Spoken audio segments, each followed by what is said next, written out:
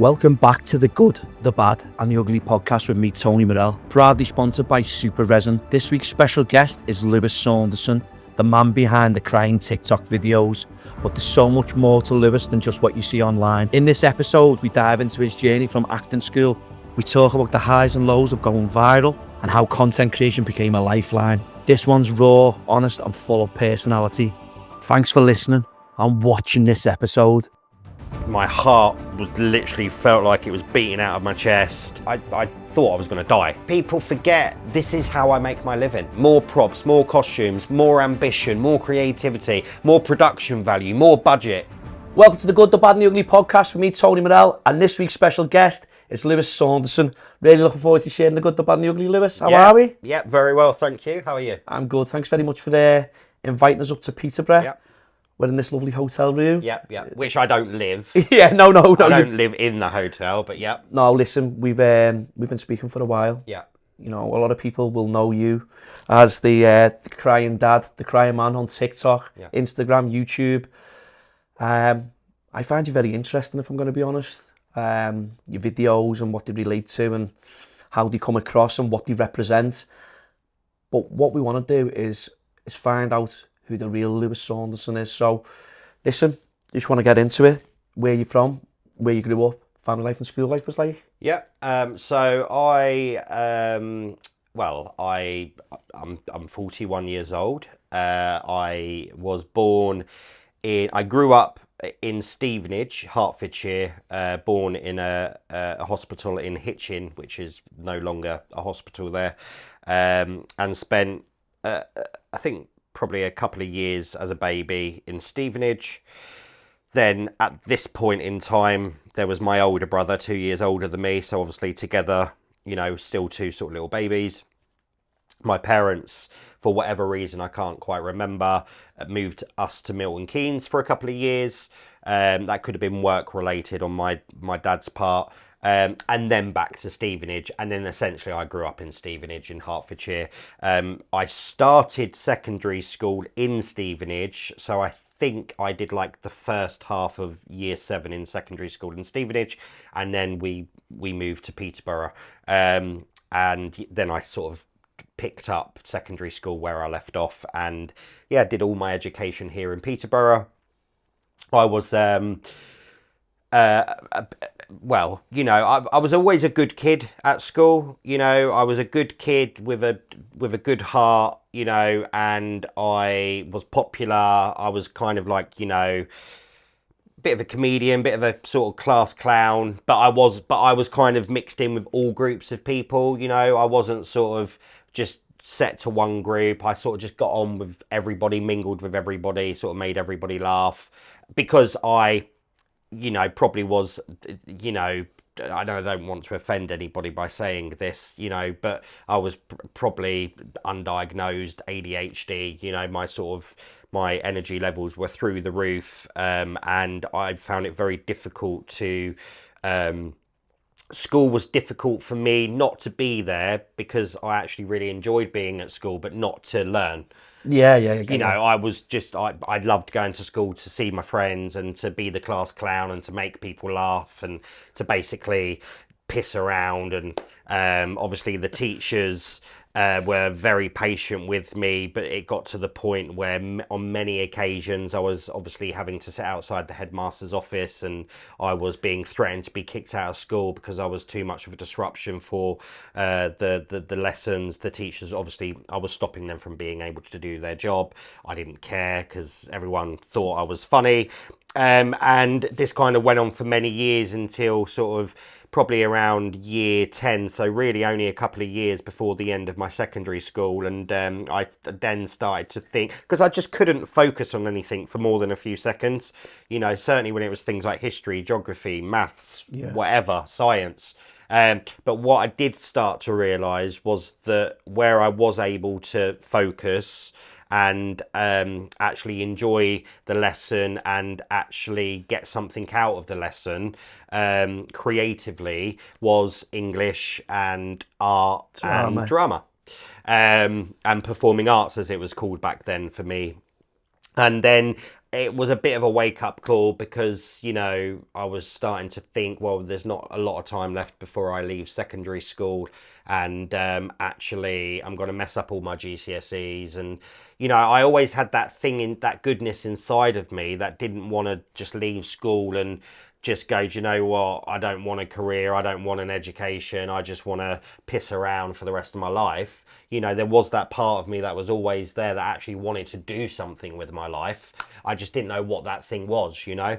And then I had this drama lesson in probably around year 10, and yeah, it went really well. We were put into some groups, we had to devise something based around a powerful subject matter, and I kind of led my group, and we were kind of going through the rehearsal of it before having to show the rest of the classroom. And as I was performing my part, which involved, funnily enough, a bit of screaming, bit of crying, very dramatic stuff, the whole room kind of went quiet because everybody sort of stopped in their tracks and was kind of watching me and was like, oh my god, like look at Lewis go, like he's going for it, and he's bloody good at it, you know. And it was that moment for me, That's what you wanted to do. where I was like, oh wow, okay, I think I could like be quite good at this. And I kind of liked that feeling of like being watched and appreciated and applauded afterwards for it. You were good at something. I was good at something, and even the teacher was kind of like, wow, where did that come from? And really, that's what turned everything around for me from an educational point of view. And it literally like a movie, you know. It was like the next day I become one of the most studious sort of students at the school, and not just in the lessons I enjoyed, but even in the lessons that I didn't. You want to get your head down, and I sort put my head down and I focused, and I still didn't do amazing in my GCSEs, but however, I did really well in English, drama, because as a GCSE you could only choose one or the other with art and drama. Ended up smashing drama, then stayed on at my secondary school and did an AS, because obviously there's different names for these things now, but when I was at school, I did an AS in drama at the sixth form, GMVQ in business studies. That then took me on to Peterborough Regional College. I did a 2-year BTEC National Diploma in drama. That then took me on to my gap year, where I worked for the local theatre here in Peterborough, the Key Theatre, and I had a year's contract of doing in-house productions for the local theatre to give me some more acting, drama training experience before going off to drama school. And then 2004 to 2008, I went off to London Drama School, trained for 4 years. I did a 1-year foundation course in drama, and then that led me on to a 3-year BA Honours degree in drama. that East 15, was it? East 15 Acting School, so at the same drama school. And then I graduated 2008, and then, yeah, so that was kind of the getting there part. The getting there. So, you know, from school and stuff, you know, like you say, the class clown like most of us was. And, you know, it's one of those things where, you know, if you're not really interested in certain subjects, you know, you'll mess about and stuff. And people see you for who you really are. But finding drama and, you know, performing arts, did you think, wow, this is really me, this is a bit of me, this? Yeah, because I think, you know, I had insane energy, and I you know, that become part of my personality. You know, I was like Tasmania when I came into a room, you know, and I didn't know how to channel it, you know, other than to sort of be funny and to piss about, you know. Whereas when I fell in love with drama and became really passionate about drama and playing characters, creating characters, telling stories, it gave me a way to really focus that energy and channel that energy into something creative but productive, and something that had a you know, a positive outcome at the end of it. Whereas, you know, and I think today we're a lot more clued up in schools, not to get political, but a lot more clued up in schools today with like the training that the teachers have in terms of, you know, working with children. Obviously you have your Zen schools that are designed for, obviously, you know, children and young adults that have, you know, learning disabilities, challenging behavior, autism, etc. And their teachers are, you know, specifically trained to work alongside young people like that. but obviously in your normal everyday mainstream school, you sort of go and miss. Back then, and certainly, 20 years ago, I mean, over what, 25 years ago or more, when I was in secondary school, it just wasn't so much of a thing as it is today to be identified as like ADHD, autism, learning disability, challenging behaviour, and so you just kind of got labelled as the naughty kid. And then the loud kid, the loud kid, the one that distracts the teachers from being able to teach the rest of the class.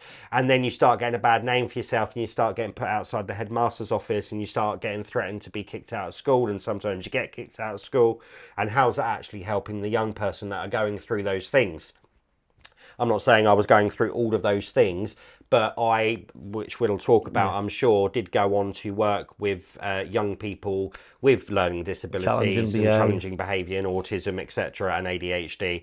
And I became a deputy manager within that field, which obviously we'll get onto. And I did, many years of training to understand ADHD.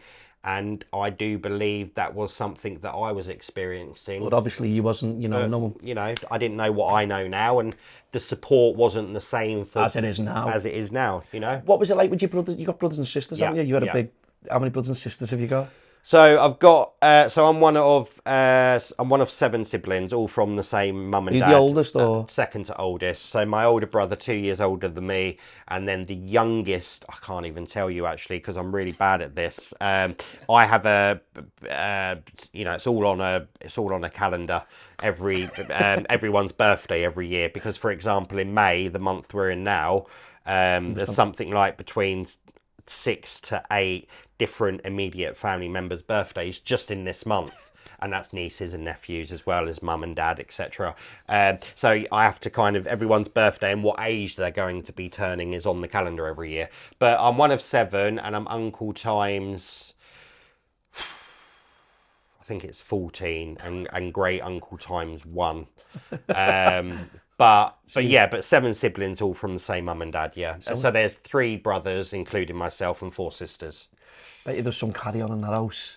Yeah, I mean, it was just a mad house full of love growing up. Obviously, we've all kind of separated now into our own places, etc., and sort of having kids, own lives and stuff, and our own lives and careers and whatever. Most of us live sort of quite close to each other. Some of us live a little bit further out of Peterborough. But madness growing up, yeah. I mean, I come from, a family of just noise and love and chaos, but in a good way. Yeah. But there's some party when you all get together. Yeah. I mean, I think, I mean, what is difficult is it's like, when you've got your own set of friends in your own life, you get busy with your own life, and it's trying to juggle everything, trying to find a slot on your schedule where you can balance go and everything. meet a couple of mates down the pub or whatever. It's like there's always something that stops that from happening, it seems, for me in my life and my friend's life. It's one of my best, actually, in fact, 2 of my best friends live here in Peterborough, and we communicate a lot on the phones, but I probably see them once or twice a year. And we live in the same city, and family life, work life, and only sort of 10 minutes away from each other. But it's just everything's sort of go all the time. So with my family, the very last time, which was way before lockdown, we're probably looking at, it was when I don't know. It was 5, 6, 7, 8 years ago. We all stayed in England in this beautiful big house in the countryside. I think it was pretty much all of the family, parents, obviously the siblings, nieces, nephews, but since then there's been lots more babies born. Yeah. And since then we've not been able to all get together as a family in one space. Which is something that we're trying to work towards for the sake of my parents. But again, when everyone's got a job and their careers and their kids and schools and their own lives, trying to get over 20 of us together for 4, 5, 6 days is just, it's an impossible task, you know. Yeah, it's hard. So, But you know, your family and stuff. So obviously you got to leave. You know, you went to acting school, and yeah.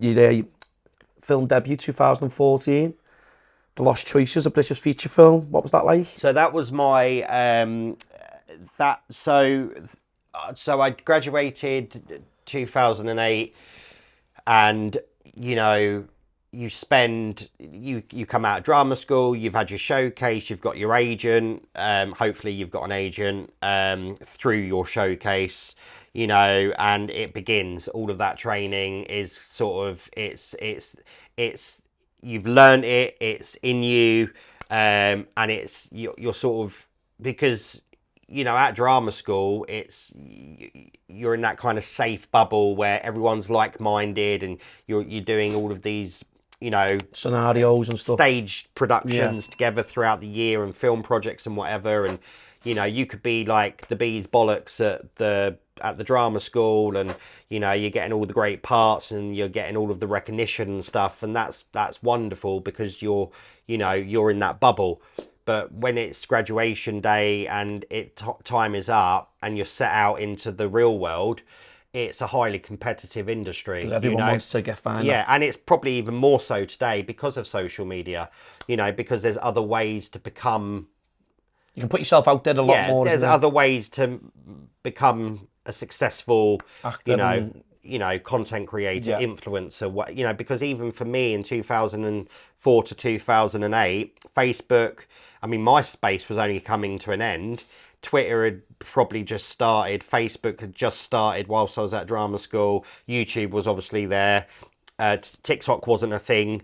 It just was completely different to what it's like for the younger generation today, with they wouldn't know what it was about media now. and influencers and content creators and things. And so anyway, when I left drama school in 2008, it was straight into, auditions, going for many auditions, not getting a lot of auditions, but every now and then getting being successful within an audition. For me, it wasn't, essentially I trained as a stage actor, so I didn't really train as a film actor. And we did a few small film projects at drama school, but bearing in mind at drama school, there was courses specifically designed to train as a film actor or a TV actor. And I knew, because I'd always had this passion since I was a child for film, and my love of film, and obviously my love of acting. And I always had this curiosity, not just about the acting in front of the camera, but the mechanics of filmmaking. I was that guy that would get the DVDs with the extra features on, and I would sit there and watch hours of behind the scenes, the making of, because I was obsessed with filmmaking. You wanted to be part of everything. So I wanted to know about the cameras, I wanted to know about the props, I wanted to know about the cinematography, all of that. So I knew I wanted to essentially become an actor for camera.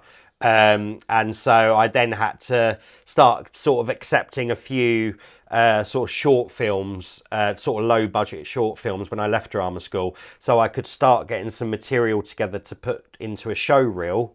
So then when I auditioned for film roles or TV shows or whatever it may be, music videos, commercials, then they would be able to see me acting in on camera, rather than my CV just said stage production, because theatre is one thing and acting to camera is different, and you can do one or the other. You can be good at both, or you're just good at one or the other, but it's a completely different skill.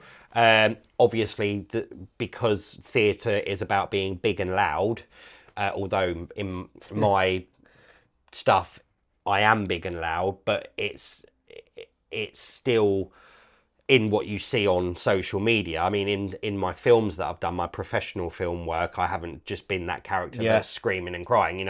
There's got to be those moments where you're quiet and you're subtle, and it could just be the smallest little eye movement or whatever. Whereas obviously on the stage, you wouldn't see that. Everything has to be huge. Yeah. So which is what I'd just done 4 years training for. But then when I come out of drama school, I was like, right, well, I've done that, but now I want to go in front of the camera. So yeah, so I did all of that, and then I started to get some really good auditions, and then really only started to get auditions for acting in front of the camera work, you know. And yeah, I got the 2014 The Lost Choices.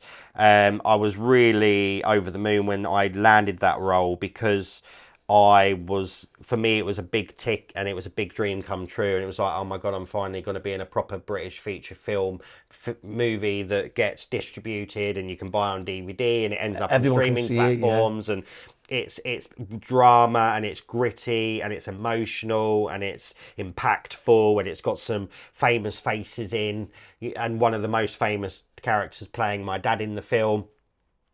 He played DC Jim Carver in The Bill for 20 odd years, the character that ended up becoming the raging alcoholic. He was, well, he's still doing stuff today, but so to know that he had been cast in it and he would be playing my dad, I was what was it like working alongside him? He was awesome, so down to earth, so awesome. We had such a great time. We filmed it in Margate. The whole film was pretty much filmed in Margate, little seaside town. And I was in probably the first hour of the film. I had some great scenes, also some good scenes with the character that played my dad. And it was one of those moments where I was like, and you know, it was a proper film set and huge cameras and lights and crew and cast, and I was like, wow, I'm doing it. You know, from that moment, from that drama school lesson to that, I was like, it's happening. It's coming together. It's happening. And then, you know, it was like over 2 year wait before that movie actually got distributed, and then it was in my dreams. Do you know what I mean? I was like, is it ever gonna? Are you thinking people's gonna pick you up from it? Is it gonna get distribution? Is it actually ever gonna get seen? Is it ever gonna go anywhere? You know, but that's how obsessed I was with it all when I come out of drama school. People who don't understand the acting side of stuff is where, like you've just said there, it took 2 years before that even got screened. Yeah. So in that time, you're grafting. That was a paid job, and I got, and you know, with some of these things, you're maybe depending on the size of the budget and the production, and whether it's got a guaranteed distribution deal, or maybe it's not even got a distribution deal yet, but it's just got funding to actually make the actual, see where it goes, you know, to see where it goes. You know, you might get paid a nice amount of money. And then the bigger stars, the bigger names, they might be on a different contract that if it gets distribution, they'll get a profit share and a percentage of. Or you might get a little bit then, and then you might get a little bit more if it does well, if it gets distribution. Or there's obviously loads of different ways. There's loads of pros and cons. There's loads of pros and cons. But for me, I would have done it for free at that time, because I was getting yourself out there. I'm getting yourself out there, and I'm actually doing something that I love doing, that I've worked so hard for. And so, but it did do well, and it did go well, and it did get distribution, and it did become a, you know, well-reviewed British film at the time. And you know, we went to a big premiere for it in London, and it's just awesome. This was a bit of what you wanted. Yeah. What was it like getting the lead role in it? Was it the Risen? Yeah, so in the Lost Choices, I was a good sized part. But yeah, the Risen Possession. That was another pinch me sort of the lead role as well. Yeah, it was a dream come true, because you know, there's two kind of genres that I fit into very well, and that is drama and horror. And because there's so much drama in horror, you know, because it's all very heightened, isn't it? You know, and you know, you've really got to be able to sort of go there with your expressions emotionally, mentally, physically in the horror genre. And I love all genres of movies. I love movies full stop, but you know, I do love my horror films, and I love my dramas as well, but I do love my horrors. And so again, for me, it was kind of on my list to tick off, like, want to do a British horror film, you know. And so this one come about. It's actually a sequel to another film called The Risen Possession. What is the is it? I think it is just called The Risen. Yeah, of course it is just called The Risen, the original. And then this was the sequel made, but I'd originally auditioned for the original, which was set in the same bunkers as the sequel, but the first one set during the wartime in the bunkers. whereas the sequel set in the same setting but in sort of set today.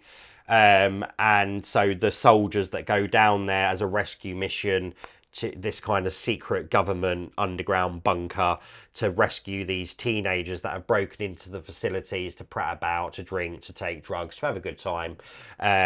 We get an alert by the government that we need to go in Remove these because there's things down there that they shouldn't see or whatever. They shouldn't see, and we're not told about, and we don't know about, and they're like, ghost soldiers and things, and so we all start kind of getting picked off one by one, and so do the teenagers, and it becomes a kind of fight for survival. And I played the character, one of the soldiers that is just sketching out from the moment he arrives down there, and things start going tits up, and he starts seeing what the story is about. He's the character, it's like, unfolding, and like, what the fuck is that?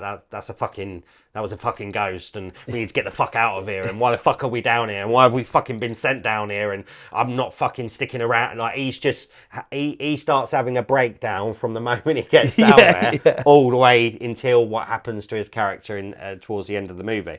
And I was like, this is perfect for me. That was just what and because I started giving it, like, you see in some of my content, the director, there was 2 directors on that. They were like, oh my god, he's really going there. So let's just get more out of him and more out. And they was like, give us more tears, more snot, more screams, and this is more chaotic. And I was in my element, That's what it's about. Yeah. But that was on Amazon Prime, wasn't it? That's still on Amazon Prime. It's a bit, well, it's not, because it is what it is. It's business. But the first one is free now on Amazon Prime, but the second one is still to rent or buy. So when I kind of tell my people, my fans and things, I'm also having to tell them, you do have to rent it. It's no freebies there. Yeah, but it'd be nice when it is free, because it just, more people, because, some of my fans are, sort of late teens. Do you want to see, Lewis Saunderson from back in the day, when he was acting like this? Well, every now and then I put out a thing on my story, Instagram story usually, because when you're getting more followers and you think, okay, there's some new fans there, you want to know every few months I'll drop the thing about the Risen Possession being on Prime,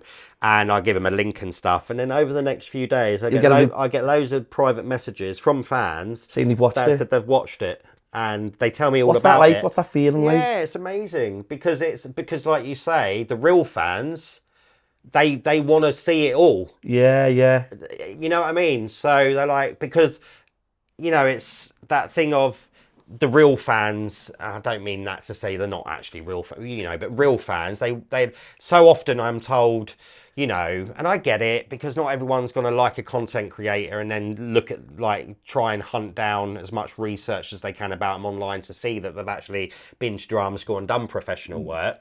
But you are an actor. But because so many times people say you should be an actor, or you should be in proper films, and it's like, I have got some stuff out. I've got a CV, so but I'm not going to sort of ram it down people's throat every day. Yeah, of course. No, that's it. And there's some people that are saying in a sarcastic way, but you'll always get. And you're not going to try and justify yourself to every negative comment. It's really bad. It'd be really, really bad for your mental health, and it's really not a productive way to use your time. Obviously, being in London, the bright lights of London and stuff, did there become a time when work wasn't really coming in, and did you think to yourself, well, I might need to go back to Peterborough? Or yeah, absolutely. I mean, 2008 I graduated. I then did have an agent, and I did, as well as, I talk about the film stuff and auditioning for the film stuff and putting the short films together to get a show reel together to then be able to be seen for more film stuff. But I was also obviously, getting seen for a lot of theatre stuff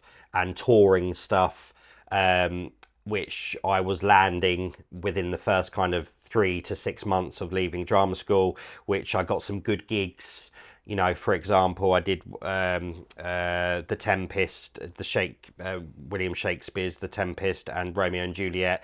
I did that as a secondary school production. The production company that I was employed by. A small group of us created The Tempest and Romeo and Juliet, and we took them around pretty much every secondary school in London and on the outskirts of London for like a 3 to 6 month contract, and it was a really well paid job, and that was a weekly wage, and it was kind of good work, and that was allowing me to live in London and pay my rent and bills and also have a good time. Yeah. But that's great when that's happening, but then when that job comes to an end, and you've spent all your money, because obviously you haven't put any in the bank and saved any. You don't, no. Because you're young and you're living your dream and you're in London and having a great time. And then you kind of get to the end of the contract and go, oh shit, I've not got any money. I need to get another job like straight away. Otherwise, how am I paying my rent in London? And over time, yes, you can obviously feel you've got to anyway, unless you're walking straight into a big, Hollywood movies or whatever. You've got to have some kind of other side job when you're in this industry starting out, hospitality, restaurant, the background, bar, yeah. To keep some money coming in around your auditions. And you need to also, and hospitality is a good one because obviously it's usually a very flexible job for you to be able to do both. And when you do land the jobs, you're usually able to sort of take a step away from the hospitality, do your job, and then fall back into it. So I did a lot of that.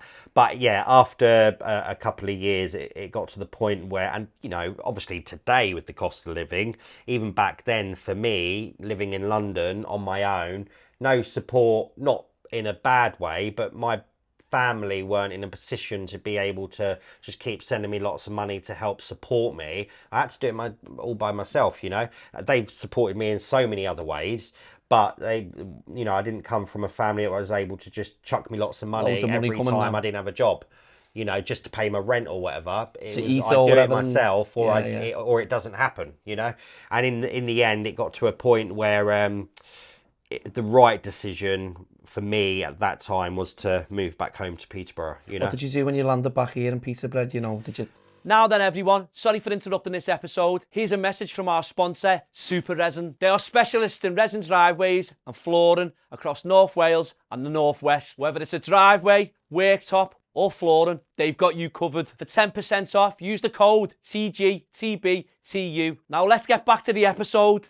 Well, it was straight back into, in a way, I think, because it's a tricky one, because I guess I've always been a city boy, but really as I get older, I don't like how fast it all moves. I don't like the noise. Full on. It's I find peace driving through the countryside or going on holiday in little cabins in the middle of nowhere or whatever. No one bothers you, and just I like quiet. I like peace and quiet and tranquility. That's what my missus is like. But it wasn't who I was back then. I went on all the mad holidays and stuff, and did all of that. But now my holidays look completely different, and I think part of me, Peterborough is a city. Obviously, it's tiny compared to London, but I think part of me was relieved because I knew I had my family here and I had that extra support, and I knew I'd work here. I could work full-time in hospitality, and I could still, because a direct train from Peterborough to London King's Cross is 50 minutes, and so if I've got to go and audition, it's like just popping on a train for 50 minutes and then I'm on the underground. It's not the other end of the country. So it doesn't mean because I'm moving back home to Peterborough, I'm giving up being an actor, I'm never going to go and audition again. It just meant that where I was living would be a lot more financially manageable. Yeah. And I wouldn't have that pressure every day of worrying as well, London. Anxiety and stuff like that as well. Yeah. You know what I mean? It's when you're relying on paid work coming in and stuff, and you're not getting it, and like you're saying, you wouldn't really, family send them money or whatever, because you're obviously maybe not in the position or whatever. But did you, how does that make you feel as a person? Your anxiety and stuff. I think back then, I've always been a realist. So back then, I didn't. Everyone's different, obviously, how they approach these things. But I was like, I just I didn't dwell on it for too long and struggle for too long in a situation in London whereby I had no real income to pay for my overheads and was just kind of struggling and worrying. When it was looking like it was going to get to that point, I made that decision very quickly. I'm going back home. You know what I mean? Because I'm a realist. Like, I've got work at home. I can still come to London or Manchester or other big cities for auditions. Because there's a thing called a train. You know, there was this notion of, when we left drama school in my time, you know, 20 years ago, whatever, that, you know, you've trained at London, you've trained in London at a London drama school, you know, to be an actor. London's where it's happening. So when you leave drama school, you must live in London if you want to be an actor. But that's just not true. You know, if you can get yourself to the auditions in these cities, and if you land a job that's filming in those cities and they are providing you with the accommodation, or you can commute, or you've got places, friends, family to stay in that city, then it doesn't matter where you live. You know, people that work on EastEnders, they don't live on the set. You know, some of them live 2-3 hours away and they drive into work, because that's life, isn't it? Of course, yeah. So yeah, there was this thing of, when I was leaving London, there was this thing from some people around me, I guess some of my friends and things at the time, of, you're leaving London, so you're giving up being an actor. It's like, no, I'm still going to be an actor. I'm just not going to live in a London. city that is financially swallowing me up, because I'm not landing job to job to job to job to job. You know, and I kind of... You're a realist, like you just said. And I kind of miss home, and I miss where my family are, you know? Because I'd been away for a long time, you know, pretty much throughout my 20s, you know, because 4 years training and then a couple of years after that, and that's a long time to be away from all your people, you know. So it was nice to come home. Really, yeah, it was refreshing, it was nice, I felt safe, I felt settled. But the anxiety thing, you know, anxiety was never a thing for me, ever. It never sort of... I've always been very good. I've always been fast paced. I've always been very good at juggling loads of different things at once. I've always been very good at being in high pressured sort of situations.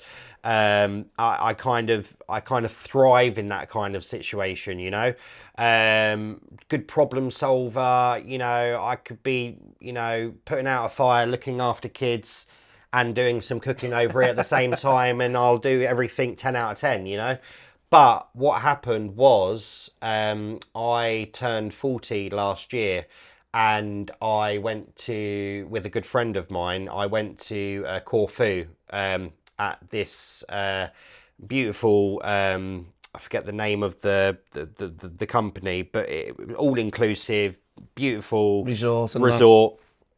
It was very zen, you know. You had a glass gym box in the forest, and, you know, you had a proper place to have your professional massages and saunas and steam rooms, and, you know, just beautiful scenery, beautiful location. Didn't have to leave that place. Didn't need to get that off was the complex. It was just, everything was there for you. And, you know, we went on, my birthday fell on the Easter weekend last year. And so we went on like the Easter Friday.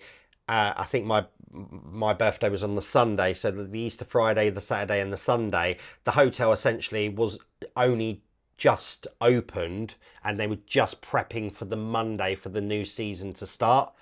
And so me and my friend pretty much had this whole place to ourselves for a few days before everyone else started arriving.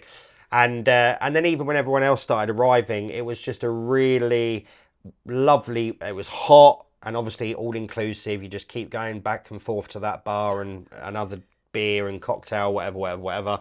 And right towards the end of that holiday, a few days before we flew home, we were in our room. We were on the balcony. So, you know, I've done a lot of, you know, sunbathing, being in the heat, a lot of drinking alcohol, getting pissed every night, not sleeping enough, not drinking enough water, you know. And I say all of this because I think some of this might have had something to do with what happened to me.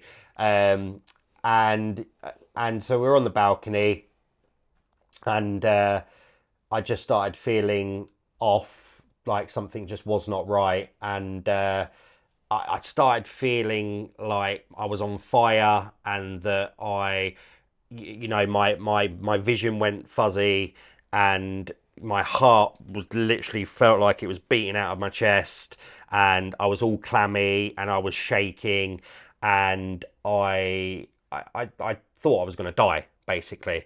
And my friend Claire, she has it completely under control now because of years of experience of dealing with her own anxiety and panic attacks. She, I think, saw me and knew what it was. She assured you and made you feel. And then I said, oh, I'm going to get, no, then I said, oh, can I have a cigarette? She gave me a cigarette. I went to light it, and then it kind of like, it sort of flung out of my hand because I felt like my heart wasn't working properly. And so I was like, it felt like I was having like spasms and stuff. And then I said, oh, I'm going to go in the shower and just try and cool down. And I got into the shower, and then I had to jump out of the shower because then I started panicking that I was going to die in the shower. And basically I had a full-blown panic attack. Yeah.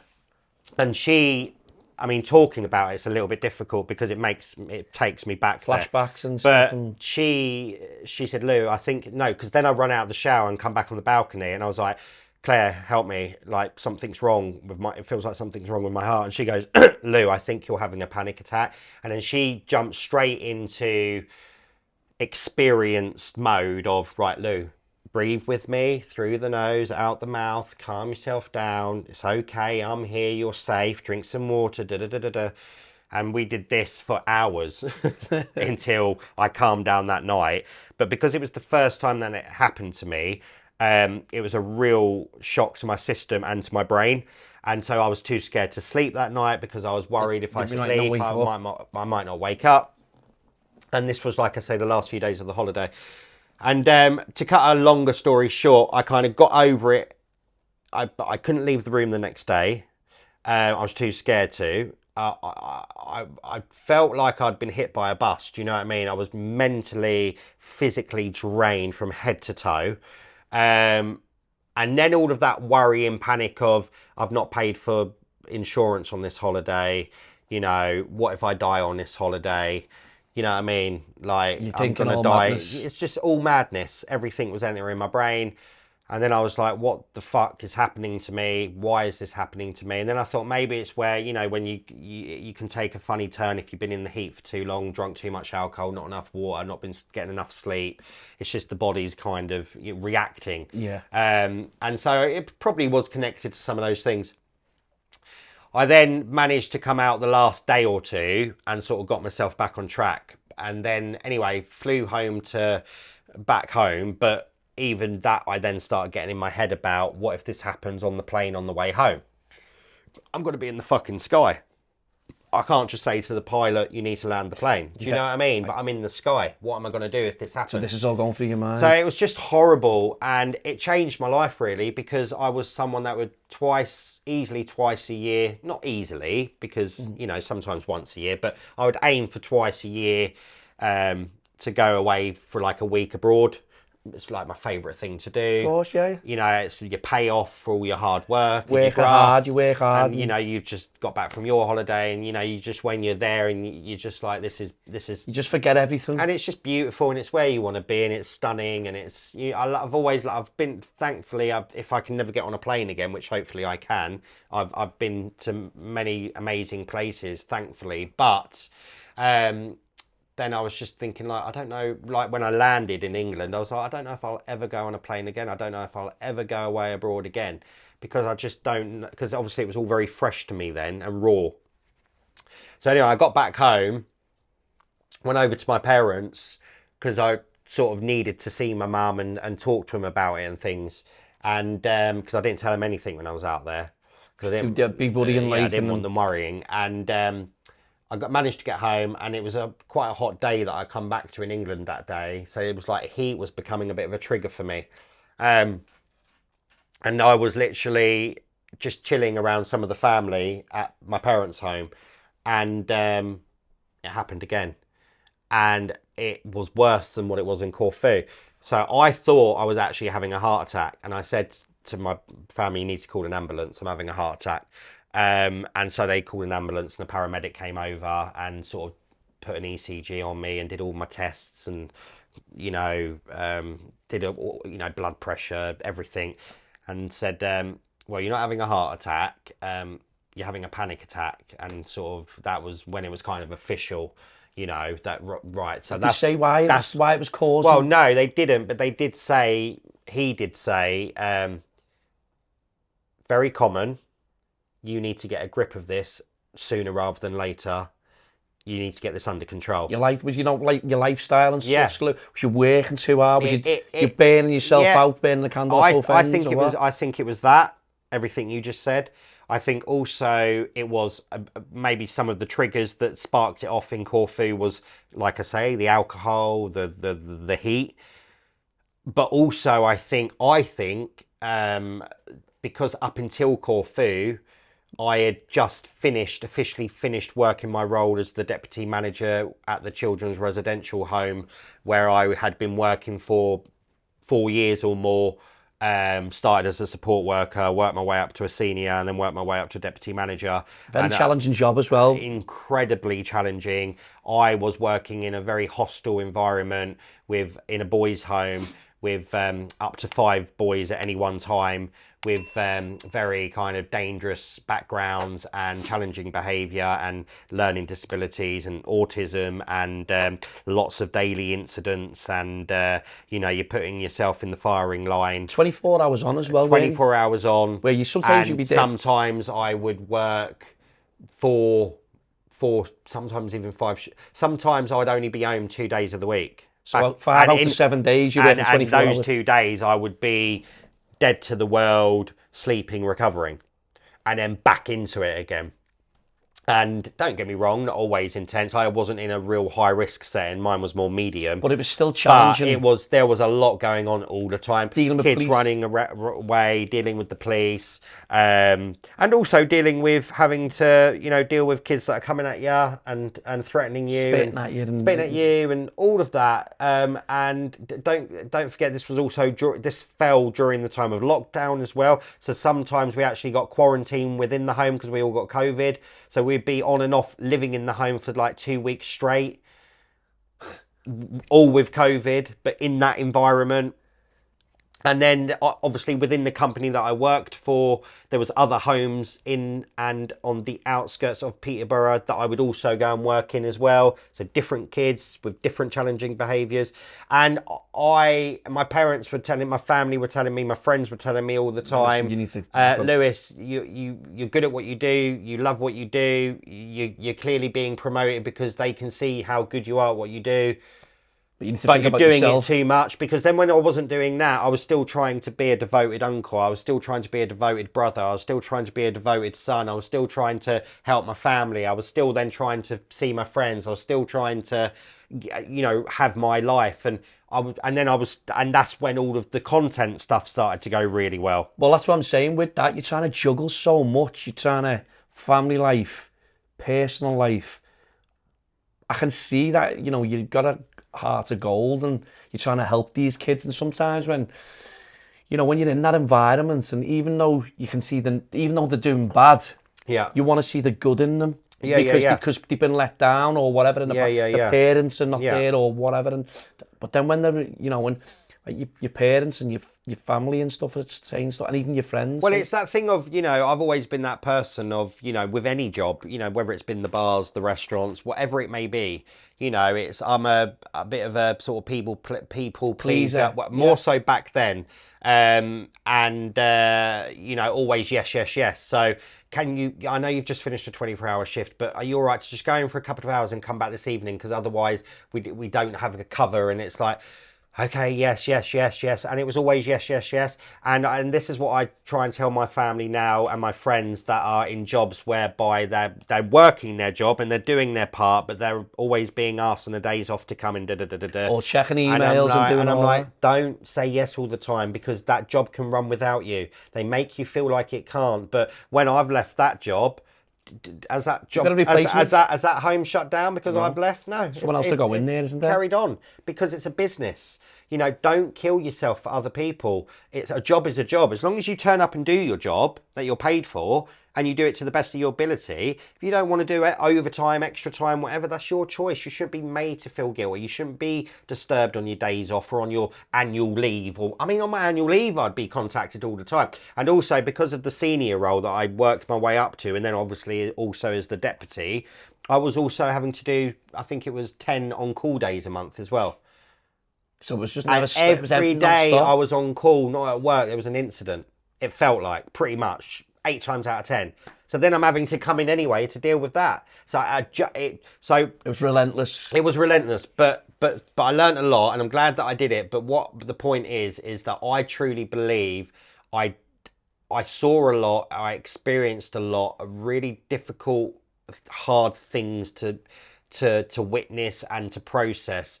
And because I was always go, I was just storing all of these things away. I wasn't dealing with any of it. And I think then, because social media started to do really well, and I was able to, basically, I was making more of my social media financially than what I was in this job. That was 2022 when you first started. Around 2022. TikTok on him. I thought, you know what, I can't do it all, and I need to leave this job because, you know, I can always come back to this job. I'm trained in this job now. I've worked my way up in as a deputy manager. I've done a level 3 through the company. I've got my certificate. You know, if I want to come back to this career, I can. But because social media is going so well, the only way I'm going to be able to potentially get longevity out of social media is if I make it my full-time job and give it everything that I've got. Because I can't do it all. And I think then I left that job January 2023. No, what year are we in? 25. Yeah, 25. So January 2024, sorry, I left that job. And then it was last Easter, so March, April, end of March, beginning of April, that I went to Corfu. And I think because my body was so relaxed in Corfu and I'd left that job as a support worker, I think everything come out. Yeah. I think everything come out of me. And I think that's also that's why you had them panic attacks and your body I think it was letting it all go. And my body was actually able to remember what it felt like to be relaxed. And so all of this stuff. All the stress, all the anxiety. I'm not a psychologist, I'm not a doctor, but that's how I feel it is. That's how I feel it was for me and what brought it on. And then I had to go to the doctors. I had to get onto some medication, a very popular medication for anxiety. And I'm still on it today. And I take 3 of these tablets a day. And then I was able to, towards the summer of last year, I was able to really get my anxiety under control and manage it. Still taking the medication, but it was almost like it was a thing of the past, and it tries to creep up on you every now and then, and there's different ways to manage that, and I was able to. And then around Christmas time, it come back, and in a big way, and it stayed in a big way up until, I would say, only about a month ago, where I feel like I'm sort of getting myself back on track again. And it completely crippled me this year, sort of January, February, March. So much so that, yeah, you see my content that I put out there, a lot of it I'm filming at home or in my local area. But, you know, I was barely able to leave the house. You know, I was becoming a bit of a recluse. I was, you know, getting into meditation, into yoga. I was taking my medication, but I was taking other medication, just like the calms you get from over the counter in the pharmacy. I was like a herbal remedy. Yeah. Just drinking water, stop drinking alcohol. I was just trying anything and everything to try and make myself feel normal again, and to stop myself from thinking that I was having a heart attack every day of my life, you know? And hence why you've come to Peterborough and I've not come to Liverpool, is because when we booked this in a few months ago, at that point my anxiety was through the roof, and I thought I can't guarantee when that day comes how I'm going to be feeling, and if I'm going to be able to physically get on a train for a few hours and travel to a city that I've never been to, whereas in the past it just wouldn't have mattered to me. Of course, yeah. But everything now I have to think about in a completely different way. But you know, when you said to me, I was jumping out of cars on motorways because I thought I was having a heart attack. So my driver, my family friend or a friend, Pull over, they need to get pull out. over. I can't. Well, pull over now, or I'm jumping out of the car and I'm jumping out onto motorways, and then they're having to drive on, and I'm just stuck in a field on a motorway, thinking I'm having a heart attack, and then they're having to find a way to come back and get to me. It's happened with Ubers. It's happened with taxis. Because I'd start to feel like I'm having a heart attack, and I feel like I'm trapped in a space and I can't get out. Yeah. Whereas one way to manage my anxiety is knowing that my feet are on the ground. Like if it happened now, I could be like, look, I'm just going to go and walk outside and take 10 minutes. Whereas if I'm in a car on a motorway or on a plane or whatever, When it's enclosed. I'm like, oh my God, get me off, get me out, you know? Yeah, and yeah. so, yeah, it's just anxiety, really... you know, it's a lot of people don't speak about anxiety as much as, you know, I didn't really know what anxiety was. You know, a lot of people I know, you know, suffer with anxiety, and you know, they say they've got it under control, but to the degree what you're speaking about there, you know, it's a big thing, you know, and I remember reaching out to you and you were honest and open with us straight away, and you were like, Tony, look, you know, would it be, I said, listen, we don't mind going on a bit of a road trip and whatever, and I understood it because, you know, when people sometimes, he hasn't got it, you know, you're going out, they don't understand what you've just been explaining to me is like, is a severe case of anxiety, which you've got under control and you're dealing with it. And it's like getting onto your content, what you do and stuff. And well, funnily enough, because, you know, my real friends, my closest friends, and obviously my family that love what I do and support what I do, and they're really proud of me when I'm at my worst with my anxiety, but then they see me putting out this kind of content where I'm really struggling and suffering and emotional and putting myself in all of these really heightened... But that's what I'm going to say to you. Is that how you deal with it? But is that how you deal with it? I was still able to do to the level that I want to be able to do it to over the last few months when I was crippled by anxiety and not being able to leave the house and stuff, because it's my focus and it's my love and it's my passion, and in a way it helps me, you know. Well, that's what I'm saying. And it helps me stop thinking about all of that. Because you're dedicated to doing what you're doing with your reels and with your videos. It's so life. It's real life. It's raw. It's, you know, a lot of people, like I just said at the beginning of the episode, it's like a lot of people look at you as there's the crying TikTok man or the crying TikTok dad. Yeah. People will see your reels and see, but what you're explaining there is that how you've been dealing with something so personal to you. Yeah. When you're doing your clips and doing your reels, that's how you're, you know, that gets forgot about. That's my focus. That's your, listen, that's your, like you say, you bring yourself away and you'll do your little, and you forget everything else. So it's like a little bit of like, not treatment, but it's like therapy. Therapy, that's the word I'm looking for. It's your way of coping with it. Yeah. You're not hurting no one. No. You're not upsetting nobody. No. You're creating something, but also you're dealing with your own, you know, your own little issues and stuff, which I think... Well, I think as well, you know, it's when people say about my content as well, and I talk about the negative and the haters and things, the hate, the negative is, you know, why would you play out something that other real people actually have been through or are going through? Don't you... The fuck is that? That's triggered my anxiety. Fucking hell.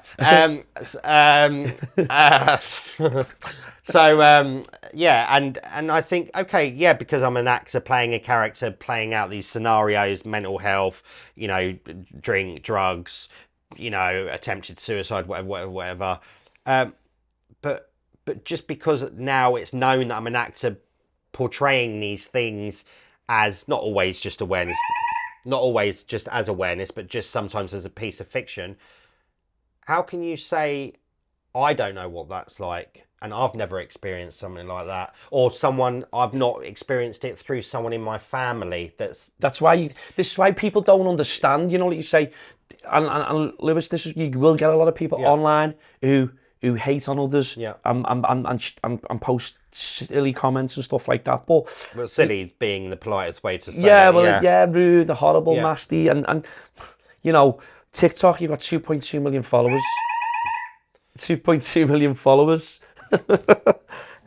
With nearly 1 billion views alone on TikTok. Yeah. Instagram, you know, 330,000 followers. Yeah. You know, YouTube got 337 subscribers. For somebody, you know, who's, you know, has certain things going on in their life, who's creating these videos, I don't think you're doing too fucking bad, if I'm going to be honest. Yeah, You know what I mean? I know, How yeah. does that make you feel when you're like, you've got so much? There's a lot more love than there is hate.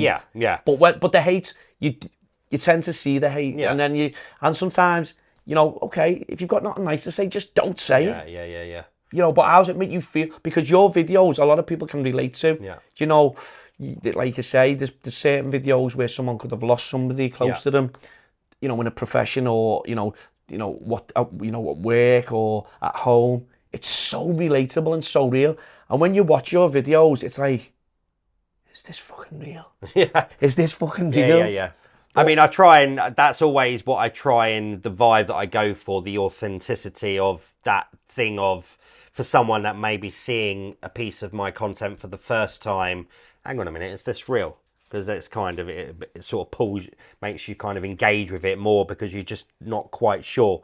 But certainly when I first started doing well on social media, and I was less known in a kind of viral sense, people would be seeing my stuff for the first time, not knowing if it was real or not. But obviously now I've kind of, given the game away, in the sense that, oh, it's that guy that does those emotional videos, but they still get invested with what the new scenario is. What's behind it? Yeah, And what's the story? what tragic event is it going to be this week? And that's become, certainly for the real fans, it's like, I'll always do a sort of preview. I'll always do a screenshot, new video dropping soon, and then a little teaser trailer for some of them, and the fans will be like sharing these on their stories, like, oh, can't wait, what is it going to be this week, and it's going to, I hope there's going to be lots of snort and screaming, and I hope, and they love it, they're like fully invested in it. And then you'll get the comments that are like, oh my god, this guy again, crying again. It's don't follow, watch it, don't follow it. Exactly, block it, whatever. But I think people forget sometimes that this is how I make my living. This is how I pay my rent, my bills, my overheads. This is how I live. Like, and it's not so much. It's more so from TikTok than Instagram, and it's TikTok and YouTube, and then obviously I'm on Cameo as well. But I'm self-employed. This is my income. This is my bread and butter. But this is what I don't get. So if someone says to me on a comment like, "Oh, just stop," well, you stop doing your job. What's your job, mate? Whatever your job is, stop turning up to your job. If you're self-employed, whether you be a content creator, whether you're a joiner or you're a brickie or whatever, at the end of the day, you've still got to put food in your stomach. You've got to pay your bills. The more content I make, the more money I will make. And so I can judge, oh, I've had a good week last week because I had a couple of videos pop off and I've done really well. So actually that if I now kind of chill for the next few days, that's all right. But my attitude still is, even when things are popping off, I'm just built that way. I'm programmed that way. But listen, it's not to be like every week, I'm just want to smash out content. But it's like you saying that, like I'm saying there, you could be a joiner. You're on a price. Yeah. You've got to fit 100 doors and you're going to... Yeah. So you do 100 videos, you're going to make this amount. You're going to fit 100 doors. If you're a brickie, you go and fit 10,000 bricks. Yeah. There's no difference at all. No. There's no difference. Just people hate on. Yeah. And it's a bit of a what's the name word, but hate on and doing what you're doing. Yeah. And what you're doing, you're not hurting no one. Yeah. Somebody might take a bit of what's the name from your video. It could be a video of someone losing somebody and it relates to them. Yeah. And for years and years, they've lived with this, where they've never opened up or spoke about it, and they watch that video and you go, and they've never spoke about it. Yeah. So you could inspire somebody, even though it's, I know your videos are very like snot and tears and screaming, but some people can get comfort from that. I know that sounds... No, I know, and I do get messages from people that reach out to me that say exactly that. And also I get so many messages from, because one of my biggest, the demographic, my target market audience, really, I think certainly TikTok and Instagram, but I would probably imagine throughout all platforms, but I know through Instagram and TikTok, because I've seen the statistics, I've seen it all. And that's it all out, is actually males over females by a small percentage from the age of sort of 16 to 24. Boys and girls, and that is kind of my main target market audience. And I've had so many messages from boys and girls, 16-year-olds, 17-year-olds, that have said, because of you, I've now taken up drama at school and I want to be an actor and I want to go to drama school and stuff. And for me, that's always one of the best things When to you see hear, them because messages they know dropping, yeah. they can see my kind of energy and my passion and my craft, and they're thinking that's what I want to do. They're inspired. Yeah, they're inspired. You know. You know, and I'm going to Eton College next month, end of next month. I've been invited to Eton College. to talk to everyone, and Eton College Eton is College. like, it's like such a like famous school for what it is, and some of the other guests that they've had come down to speak to their students, but the you know, the head actually reached out to me and said, you know, so many of our students have come to us and asked if we would reach out to you to see if you would come down and meet them and give them a talk and stuff. For something like that. Do you know what you're going to talk about when you get there? No, because I'll just, I mean, you know, it'll just, sometimes I like to just go with the flow, you know.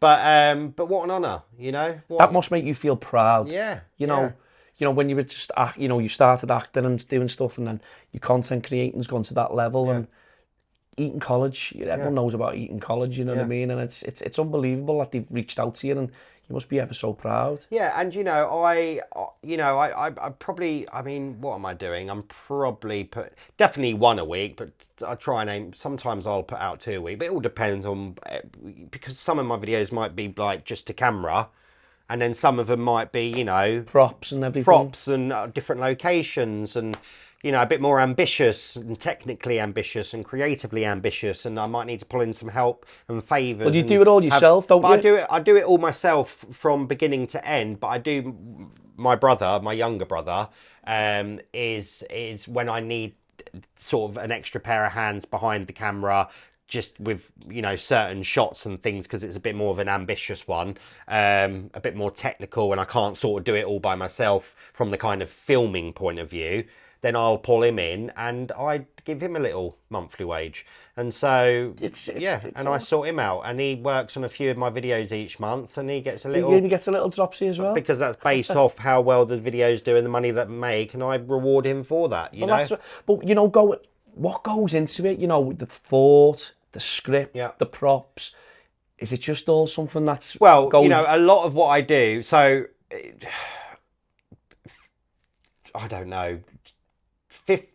50%, 60% is just obviously original ideas of, you know, I know it sounds very to say it out loud, but like, and my fans kind of get excited about it, but it's kind of how I have to approach it mentally myself. Like, for example, this week, like, you know, what tragic scenario have I not done? Like, because I've done a lot.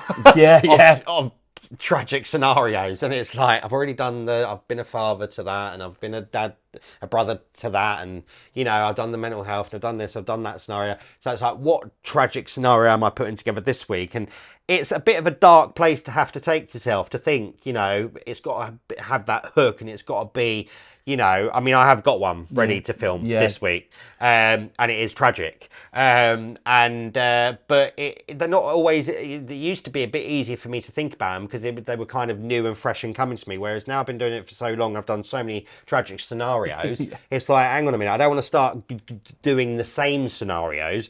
But so 50-60% are kind of those kind of, okay, this idea, and then 40% of them are, you know, as I've mentioned on previous podcasts, as I've mentioned on my own videos that I put out there to help people understand better, that, you know, 40% is taken from famous movies and TV shows, you know. And you just reenact. I reenact and put my own twist on it, and you know, and some of those videos went super viral, and people a lot of the time in the comments they're going, oh, this is from this movie, and they know what it's from because they're usually very famous movies that I've taken them from, or TV shows or whatever. And that scene they'll probably understand. Yeah, so it's not always 100% my own creation. There is a lot that is, and then when I am a bit dried up of ideas, you'll go, right, okay, what new movies are out, and what's some good, and I'll watch some movies, and that's a powerful scene. I can drag that from that. I can do something from that. So it's a bit of both, you know. And then obviously we talk about the drama and the serious stuff and the awareness stuff and the mental health and day-to-day real life stuff as well. The water safety, paddling pool ones and things like that. But let's not also forget that certainly within the last 3-4 months, I have been leaning into expanding and not just having that raw emotional drama, that kind of real life kind of, dad finds out wife's cheating on brother or whatever. I've been leaning into having a bit more fun and doing the horror stuff. And I've done the cave explorer that's down in the cave, and the mutated creature is down there that attacks him, but then there's a sequel and he survived and he managed to get out of there. And then the wolf one that becomes such a huge hit online with the fans that I ended up doing a bloody trilogy. So, I did the camping. If it's there, the demand's there. The demand's there. I'm camping and I get dragged off at the end. And then it just literally within 24 to 48 hours, it hit nearly like 13 million views. And people we want a part 2. And I was like, okay, there's a demand for a part 2. So you'd only... So then I was like, what the hell do I do in part 2? This was never supposed to be a trilogy. So I'm like, I need Spielberg on the phone here. Do you know what I mean? But you know what though? But this is what I'm saying though, Lewis. It's like, a lot of people can have a say on what you do, but like, them figures, what you're talking about there, that's off the scale. Yeah. There's content creators out there who are all different, and they, but them figures, what you're talking about, are scary figures. Yeah. And if the demand's there, it's like, again, I'm going back to like the tradespeople, brickies, they build a conservatory with this magic door that can do magic stuff. Yeah. And if someone wants to order 1 million of them, they're going to make 1 million of them for them. So do you get what I mean? It's like, if the demand's there, you're no different to anybody else if you're self-employed. Yeah. You would, I'm not going to do this because people say, exactly. Get a real job or whatever they say. Yeah. Do you pay my bills? Yeah. Do you put food in my cupboards? And define a real job. It is a real job. It is a job that is real. but look, that I do to make a living. Exactly, and it's crazy. But what you're saying about the clips and that you've done, like the Wolf and the trilogy and stuff like that. The first one, 24, 48, 13. Well, because then obviously part 2, I got dragged out of the hospital bed at the end. I think Ben was talking about that before. Yeah, and then there was that went big, and then in terms of views across all platforms, most notably Instagram and TikTok. And then there was the fan, we want a part 3, and I was like, part 3? What am I doing for part 3? And I was like, I'm gonna have to bloody turn into a werewolf. And then that is how I complete the trilogy. Yeah. And then my wife calls down from upstairs and like, honey, is that you? Because I've come home still in the hospital gear because I've been dragged off by this werewolf. And then there's this big raw chicken in the fridge and I'm just munching on that. And then I start getting the fangs and the nails. And then the wife says, honey, is that you? Because as I come into the house, I'm like, I'll let the audience know that I've got kids in this house. And my wife's here, and I'm like, kids, daddy's back, kind of thing. So then when I turn into the werewolf at the end, and then the wife says, honey, is that you? And I run off camera, the audience don't know if I've run upstairs to the family to attack them, or I've left the house, because if number 3 does really well, I'll make a part 4. That's what I was about to say, because then it gives me somewhere to go. It's that carrot, isn't it, dangling that carrot? So, but that's done really well, the mutated creature one. I mean, I even got bloody abducted by an alien and taken to a UFO a few months ago. Do you know what I mean? So it's not, so if people are watching that and thinking, is this real? Then it's like, well, let people think what you know what I mean? Do you know what stands out as well? But the real fans have been saying, we love it how you're really changing things up and you're mixing it up, and for me, because at the end of the day, this sitting in a car or in my bedroom having a breakdown is not going to last forever. It's going to become stale. I've got to keep things fresh. You've got to mix it up. If I want longevity, I've got to make things feel more like a little mini movie. More props, more costumes, more ambition, more creativity, more production value, more budget. How do I expand and get bigger and better all the time to please my fans? And there's certain things that you probably want to do as well, like a little studio, your own little studio, with your office in there, because it's obviously, like you're saying, your own little place, place. Where you can God, do you want to see my room? I've got a big room. I mean, my room is probably the size of this room, to be fair, but half of it is, you just won't believe. All your props, all your gear. filmmaking equipment, props, costumes. I mean, honestly, I could kit out. I think I could kit out a whole year group in a secondary school for Halloween for costumes. I could. Like, Really? I'm just mad the amount of stuff that I've got, because this is another thing, being self-employed. But for me, so many of my videos I invest in, you know, those props and those costumes that I have. I didn't just have them laying around my house, you know, these are things that I'm buying, because the way I see it, like I was saying to you earlier about the hotel rooms, is that if that video does well, I'm getting that money back. Of course, and then some. Yeah. But then I'm also still able to, you know, legally, I'm still able to declare those things in my tax as a self-employed actor. You know, if I didn't have that prop, or if I didn't rent that hotel room, I wouldn't have been able to make that video that's made me money. Of course, yeah. So you've got, it's a business. It's a business. This is it, and that's what people don't understand. But a video that stands out for me is the Dark Secrets. That one with obviously that's before all social media. That well, one. that's YouTube. But... Yeah, you would YouTube and stuff, and where you go for the job interview and you get it. Yeah. And then it's dark. You get the phone call. Yeah. Do you answer it or not? And then the next thing, you hit a young boy and you go and bury him in the woods. Yeah. Fucking that's just it. It's unbelievable. That, like, you know, do you want to explain a little bit about that? I mean, this. You know, this is where, I mean, and I think, you know, and I've got tough skin, and, you know, I don't really, honestly, I do not post a video and then sit there for hours and days afterwards trying to read all of the comments and see which ones are negative and then bite back at the negative ones. I just don't do it. It's just not good for your mental health. You know, when you put yourself out there, you're going to get love, you're going to get hate. It is what it is. But my brain, when it goes to create and to write and to tell stories, it always goes to these most extreme, dramatic, dark places. And with The Dark Secret, because there was the sequel to that as well, A Darker Secret, and then I never made a part 3, but if I did, and there's a story concept for it, it would be The Darkest Secret. But funnily enough, we made that film at a time where I was running a media company in Peterborough with one of my best friends called Take to the Screen.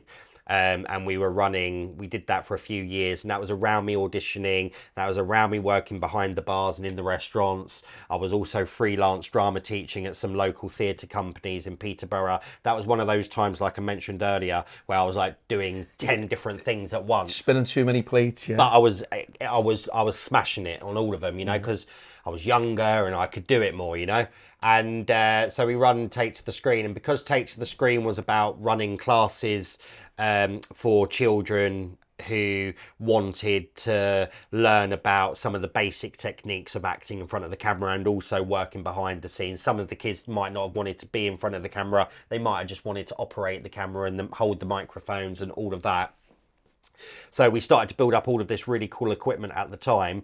And so we had some kind of kids that were willing to work on some of these outside projects, because me and my best friend would be like, well, look, we've got some really cool equipment now, and I can write a script, and the characters of the woman that I end up getting with and her son, or is it her an older son, wasn't it? Is it her brother? They were working, he's one of my best friends, they were working in the restaurant with me at that time. So you kind of just use what you've got to your, you know, and it was like, and then the kid that I hit was one of the kids that I was teaching in the... He played that part. He played that part. And so, yeah, we went out and we shot it, and, you know... Story's mad though, isn't it? For people who don't know. Well, it's, so it's the man's coming home, and he's coming home from a job interview. He is late. He's driving down this, you know, dark road, and he's all smart. You know, he's got his whole life ahead of him, and he's just been for a job interview. They're calling him.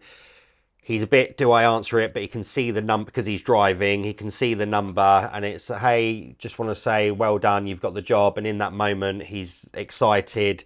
And in that moment, you know, a boy runs out in front of the car, gets hit, And in that moment, well, he does actually go to call the police, but then he stops himself. I think he even goes as far as dialing it and then quickly hangs up.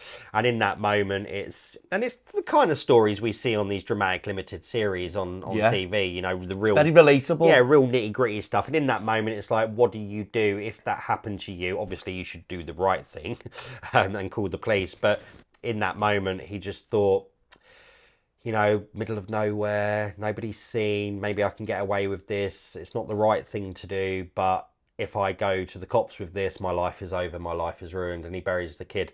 And then a year later, he's carrying on with his life, holding on to that dark secret, and then he meets a girl at a park who he falls in love with, and she's looking after a younger brother, and then they all move in together. And then towards the end of that story, they're packing some stuff away into the attic when my character's out at work, and they stumble across some boxes with some newspaper cutouts, which is of the boy that went missing, the boy that my character killed. And they confront me with why I would have so many cutouts of this particular person. What is my obsession with that story? And then she ends up saying, you know, why do you have a picture? Why do you have all of these pictures of my son? It was his son. And it was her son that my character had killed, obviously, before they ever even met. And then she says, obviously, take me to where you buried him.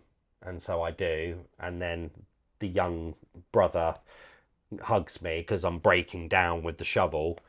And he stabs me. And then they bury me. And then at the end of I mean, it's not funny, but then at the end of the first one, my hand comes up out of the ground.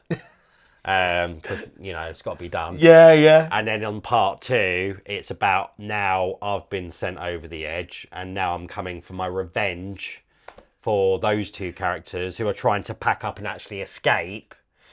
And then right at the end, there's a bit of a showdown, and I end up having a fight with the younger brother, who the gun goes off and we shoot her in the stomach. And then the young brother says, she was pregnant with your baby. So now I've killed her and my unborn child. And then the young brother stabs me in the throat and I die. And then the young brother shoots himself in the head. So we all end up dead together on this little island. And then the very last shot, her eyes open. And then it ends. So listen, there's got to be a part 3. There's got to be a. But you know what though, Lewis? You think to yourself, you know, with someone like... I've always been telling these kind of stories. No, but you know what? I just didn't have an audience back then. Do you know if like you had somebody who would want to get involved? You know, you had some big backing. Yeah. You know, to work alongside you, and why couldn't this be put on screen? Why couldn't you know? I'm just because people. What you react out or what you make is just real life. Yeah. Real people with real stories. That's what like we be saying. Yeah. When people watch, like, when you see these dramas on ITV or BBC or whatever, Channel 4, they're so relatable to what you react out. You know what I mean? It's but you know, if someone big come knocking, we'd certainly have a chat with them. And of course. I mean, you know, I do have another script that I've written, which I wrote around that same time whilst we were doing the media company stuff, Take to the Screen, which has sat and I had it all professionally printed out in a book cover and everything. And it's one film. It can certainly become a part 2 and a part 3, but it would be about half an hour in its entirety, and it would be made as long form for like YouTube, called The Missing, and about my character's son. Well, my character and the character of my son. And I wake up in the house and I check on him, and he's under the bed and stuff. Well, you see you see it's like he's got a quilt over him. And then after realising he's not getting up and going to check on him, it's not actually him under there, it's some pillows, and he's gone, and he's only a little child. And I can't say more than that, because there's lots of twists and turns, and it'll make a great little film. And then I've also been thinking more recently, because I have the audience, to sort of film it as film it as the film. Long form. Like. Well, actually on my phone with how I do my content, and then fade it out and chop it up into lots of little parts of like 90 seconds or 3 minutes, and sort of already have it all ready to release and drop one episode a week.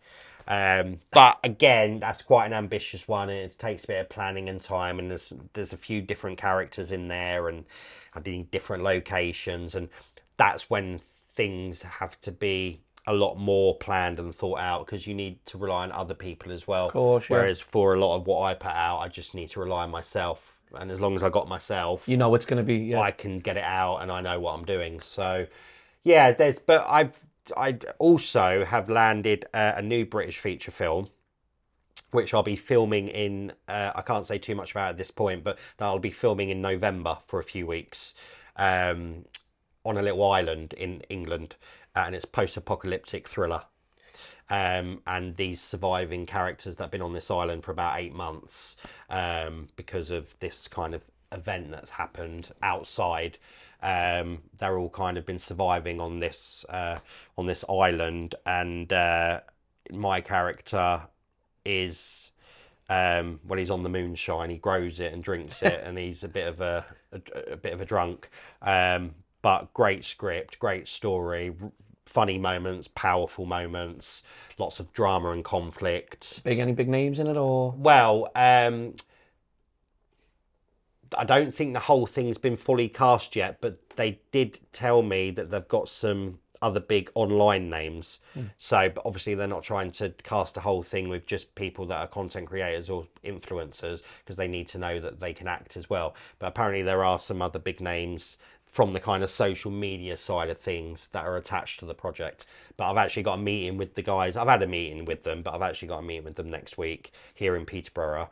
And yeah, it's fully funded. You're looking forward to it? Yeah, because I've not done a proper full-length feature film since The Risen Possession, because then I got into the whole support worker stuff, and then we had lockdown, and then it's been the social media. So to actually it'd be nice, actually not in control of my own stuff, but actually being directed and creating a character for somebody else, I can't wait. It'd be nice that someone else is behind the cameras, someone can do all that where you don't have to worry about it. I've got to grow my beard, grow my hair, obviously, because we're 8 months on this island. And real good part for me to sink my teeth into. Listen, it's looking, and that's come from this is a well-established sort of production company with some good talent behind the camera. Because I haven't signed a contract right now, I can't say too much about titles and people and things like that. But what I will say is that it should do well in terms of getting released and getting a distribution deal. But what I will say is that they discovered me through my content. Well, look, it's open doors. Where you're at home, you're comfortable where you are. You're not like in the bright lights of London and whatever. But you've been found by like your content creating, which is fantastic. You know what I say? What's your most viral video to date? Viral video? Yeah. Oh, I don't know. I mean, Instagram. Where is my phone? Because Instagram is one thing, and obviously TikTok's another. Even YouTube on Shorts. I think one of my shorts on YouTube is on like 52 million.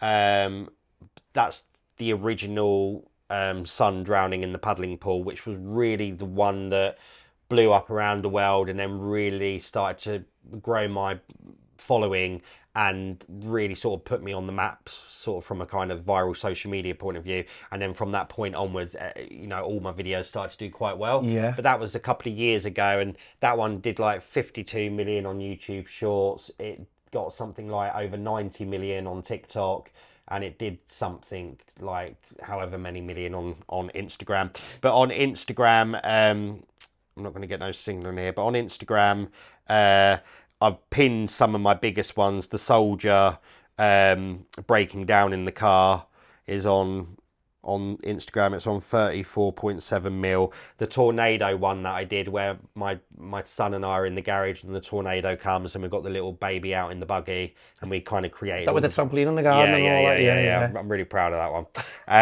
That's on 57 million on Instagram. And the one where I'm in the water going under the river and I'm saying my final goodbye to my loved one, that's on 52 million on Instagram. There's some numbers there. But again, all of those kind of videos, basically that's kind of Instagram. But on TikTok, some of my biggest videos, they're 40 mil, 50 mil, 60 mil, up to 90 mil. The daughter dead one's got 46.9 on TikTok. The daughter, well, both of them. 46.9, 23 million. Grieving the loss of a soulmate has 34.8. yeah, the police officer, obviously the police officer one went.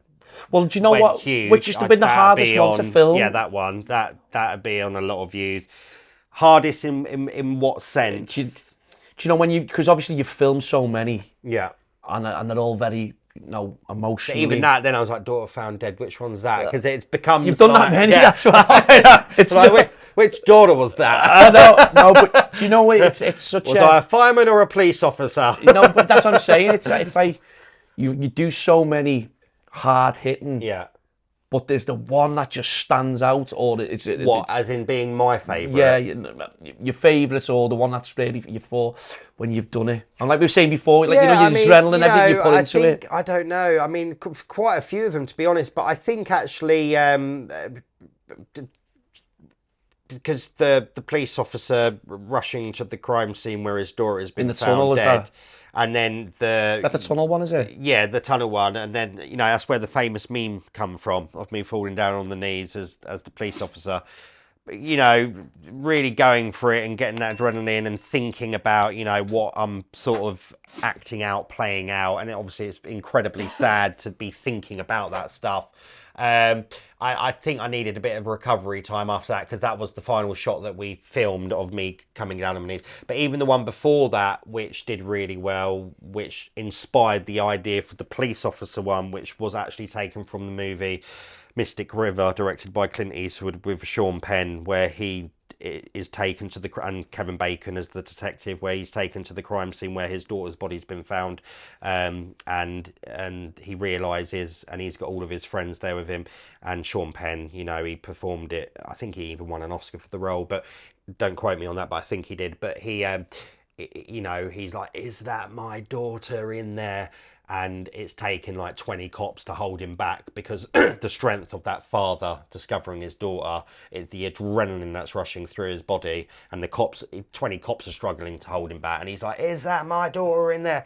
And the raw emotion that he performed it with. So I did a reenactment of that scene. Yeah. And I was like, Kelly, is that my daughter in there? Rushing to that same location with that same tunnel, funnily enough.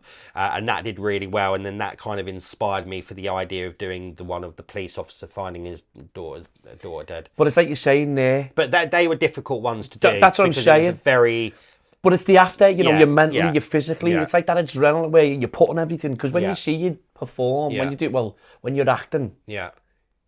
It's raw. Yeah. It's not like, you know what I mean? I think this is where some people don't understand how it's mentally and physically training and as this well. is where some people, and I get it, I do get it, and this is where some people do find my content. They might class it as, oh, I love your content, it's really funny.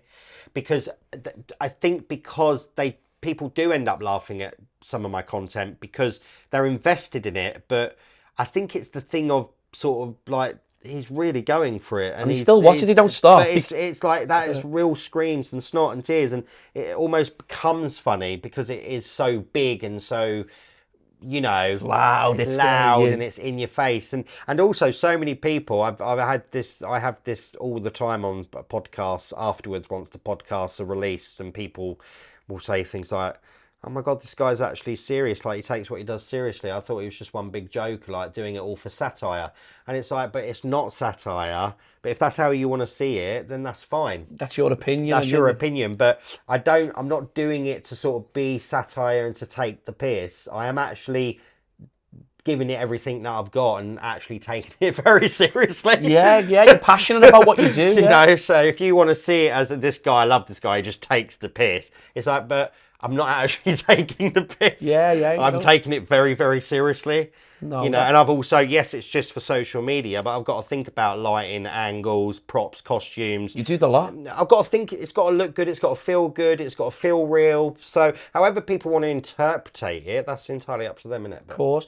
How do you deal with being noticed, you know, when you... Well, it's not an issue, but where it has been a bit of an issue is because of the newly developed anxiety. So,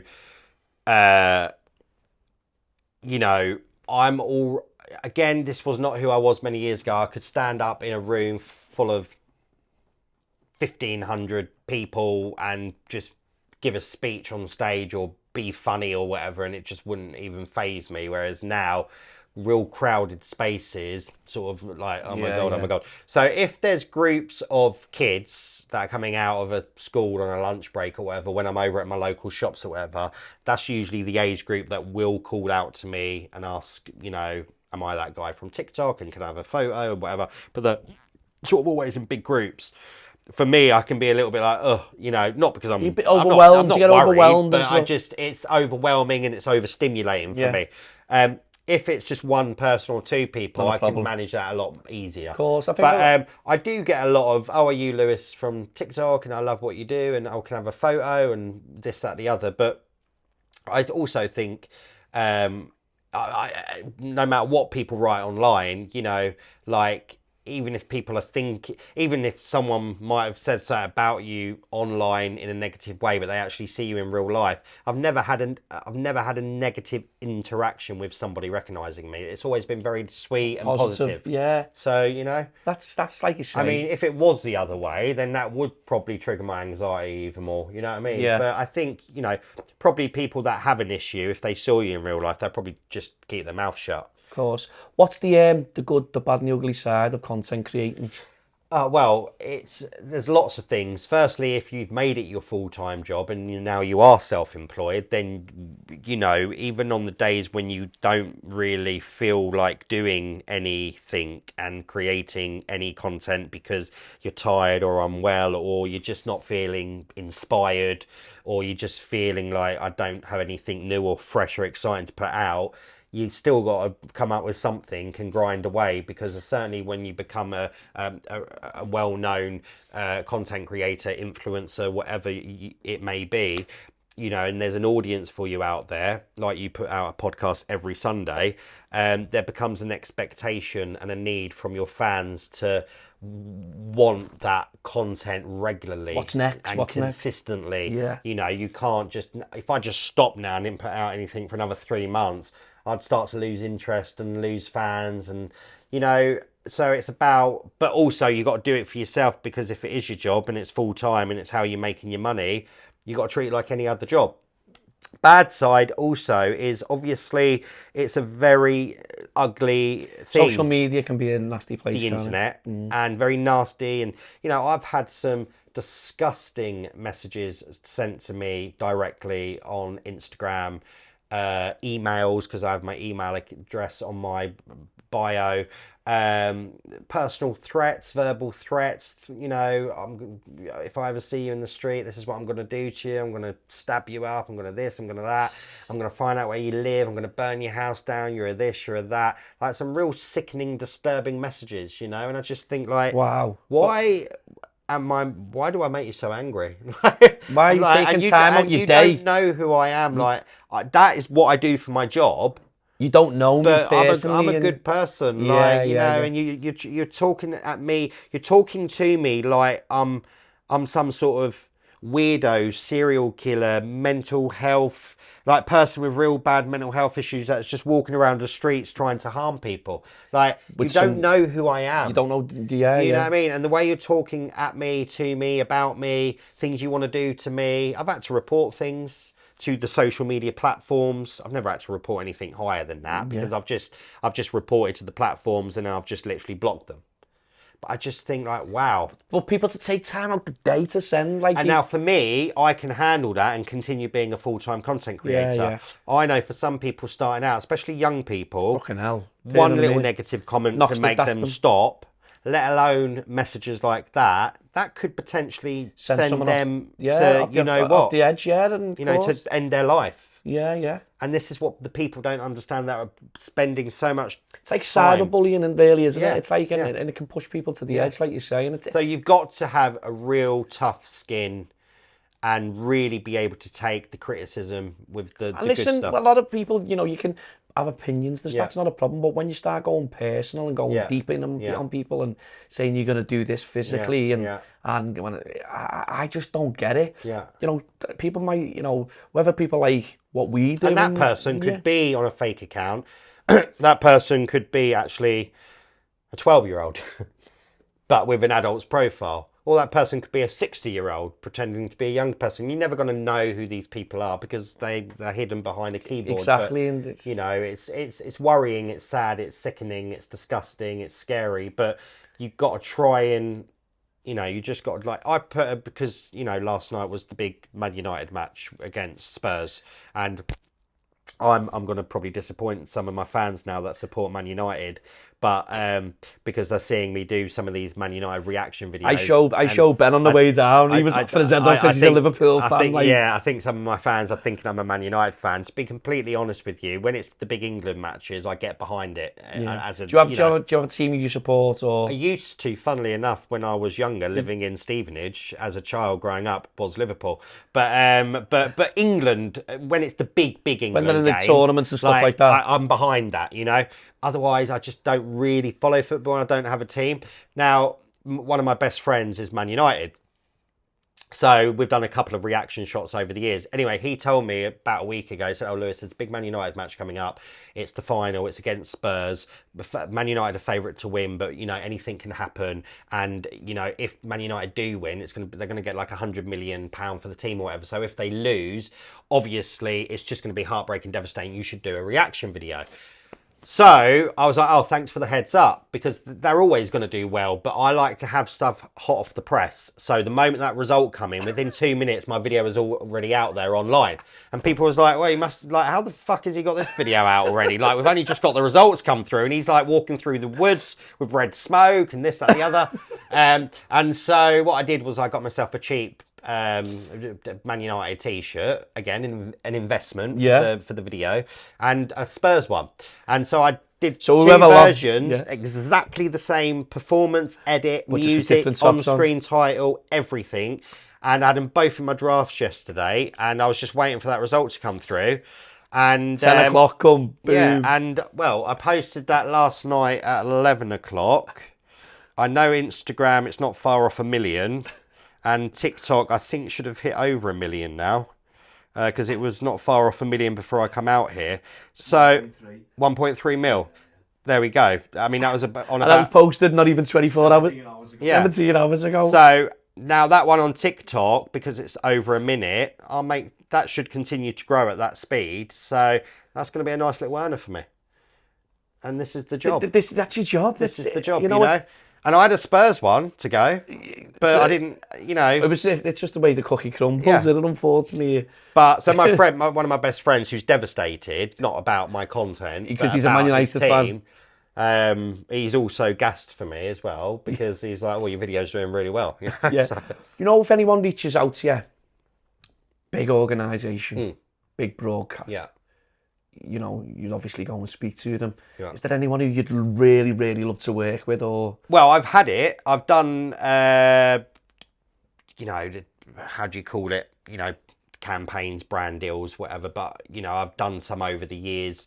I did one, funnily enough, when I didn't have anxiety, but I did one for an anxiety device. Then the device was from a New York company, and that was for their platforms. And obviously, I got the device as a freebie because I needed to use it in my video, and promote it and stuff. And then they gave me all the discount codes, etc. And then I got paid for that as a fee.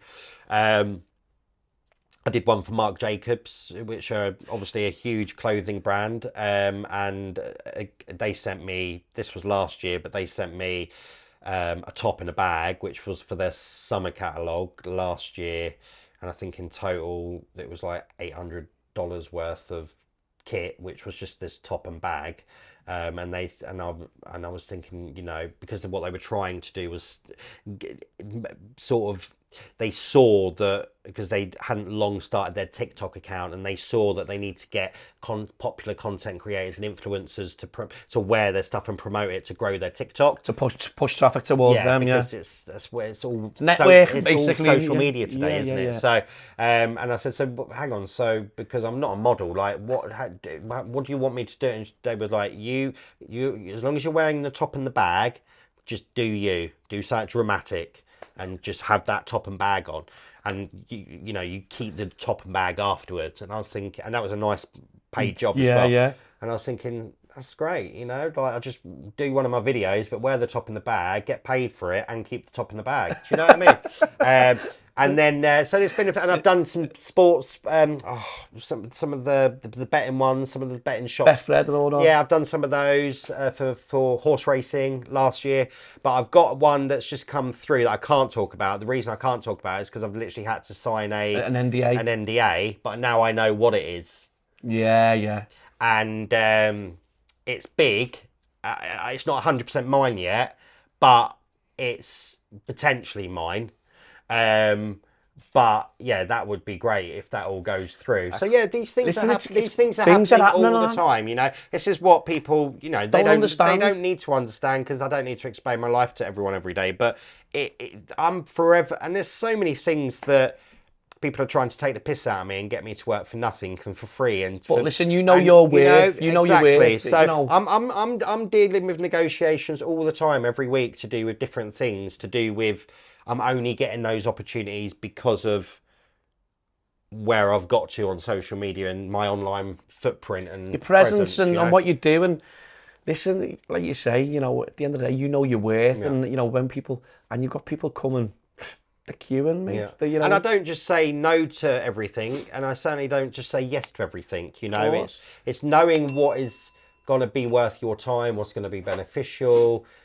Is it something you've already done lots before? Do you need to do it? Do you need to do it creatively? Do you need to do it financially? Can you even be asked to do it? Is it even something you want to do? You've got to think about all of these things. Yeah. And if it works for you, it works the most, like you say, you know, think about yourself and what it's going to do for you, you know what I mean? Yeah. What's family life like today? Well, I don't have my own children as of yet. Plenty of nieces and nephews. I kind of feel like I have, you know, I've always been very devoted and hands-on with my nieces and nephews when they were obviously within the first kind of 2, 3, 4 years of being born, and the parent, you know, because like two of the sisters of some of those nieces and nephews had split with their original partners, so it was like some time with mum, some time with dad. But when mum had to go to work, like me and my mum and stuff, we would always be very there to look at, very hands-on. I will help out and we'll take them for the day and whatever. And I've always had that love, and that's really helped me later on in life with still having that really lovely bond and special connection with them.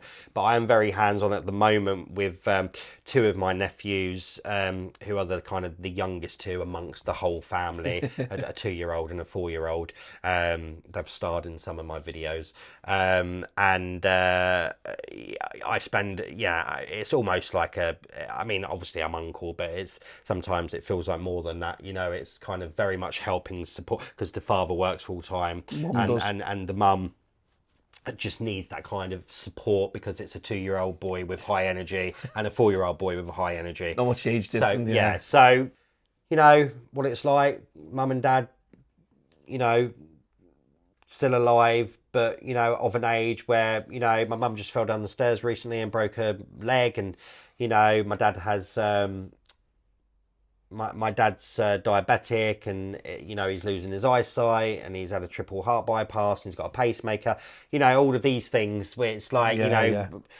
that just try and not take, like, just life is precious, and don't take it for granted, and remember who you've actually got in your life when they're actually alive and kicking. I know I kill everyone off in my in my stories, but I do actually very much value the ones that I have in my real life. Of course. And and I have a lovely relationship with my family, but it's, in a way, sometimes it's a bit of an odd thing, because you always worry about those times when you're going to get that news that because it's your family, and if you're close with your family, how devastating it's going to be. And then people might watch this and go, but so why do you play out these because in a way, again, like we spoke about earlier, it's almost dealing with that worry and that fear, and it's almost like therapy and stuff as well. And for me, the things that really sort of make my hair stand up on end and give me goosebumps when I watch stuff on TV or in films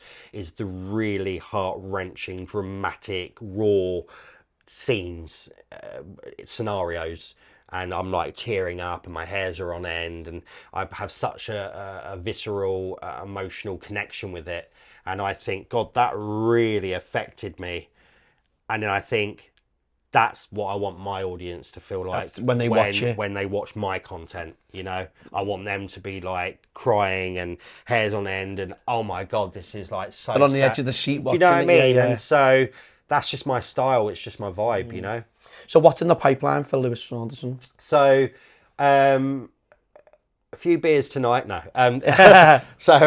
Cheeky McDonald's. No. So I, like I say, there's this thing that I'm in negotiation with this right now. This is where I've just had to sign an NDA.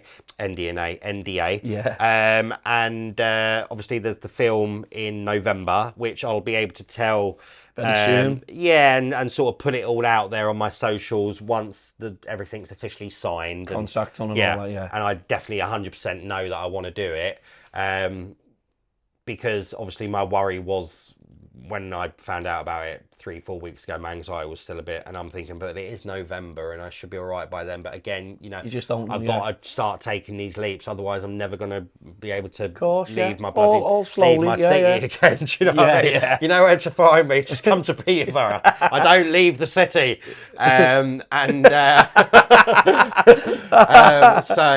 So there's that. But and then there's a few other things like sort of potential promo things and things for companies and stuff. Good, yes. It's about kind of working out which ones. Busy though. That's what you want. And then really, more than anything, just creating content. Lots more to come, isn't Lots it? More dropping very soon. Yeah. Listen, Lewis, I'm sure someone will be murdered in this hotel tonight.